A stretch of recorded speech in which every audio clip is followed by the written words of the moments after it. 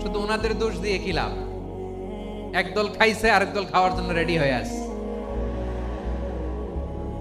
কোরআন থেকে প্রেসক্রিপশন না নিলে সমাজ সুন্দর হবে না।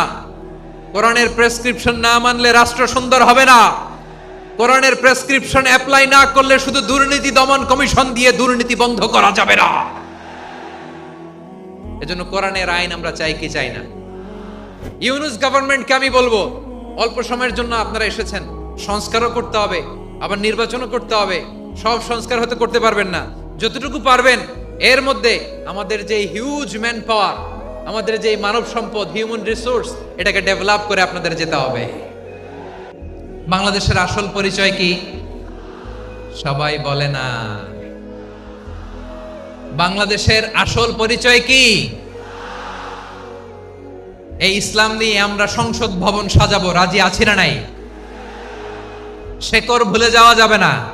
আমরা ধাপে ধাপে শারিয়া আইনের দিকে যাব ইনশাআল্লাহ, কিন্তু জঙ্গিবাদ দিয়ে নয়, কট্টর পন্থা দিয়ে নয়।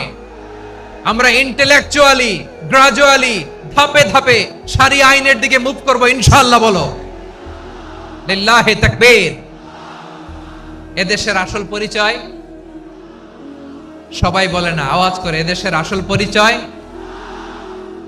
চট্টগ্রাম ফেনীতে যারা গিয়েছেন, মেঘনা গোমতী ব্রিজ প্রকল্প নাম শুনছেন? মেঘনা একটা ব্রিজ পার হওয়া লাগে।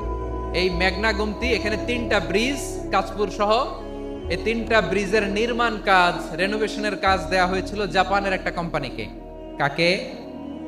জাপানের কোম্পানি। নির্মাণ শেষে 738 কোটি টাকা বেঁচে গেছিল, এটা গভর্নমেন্টের হাতে দিয়ে তারা বিদায় নিয়েছে। কত টাকা? 738 কোটি টাকা। যত প্রাক্কলিত ব্যয় নির্ধারণ করা হয়েছে, সব টাকা সরকার, তৎকালীন সরকার, 2019-এর সরকার, কারা ছিল তো জানেন? এই 2019-এর সরকার তাদেরকে দিয়েছে। তারা রিনোভেশন নির্মাণ শেষে 738 কোটি টাকা অতিরিক্ত বেঁচে গেছিল, এটা আবার গভর্নমেন্টের হাতে বুঝাই দিয়ে তারা বিদায় নিচ্ছে। আমরা কেন এমন হইতে পারলাম না? জাপানের ওরাও মানুষ, আমরাও মানুষ, তার মানে মানুষে মানুষে পার্থক্য আছে না নাই?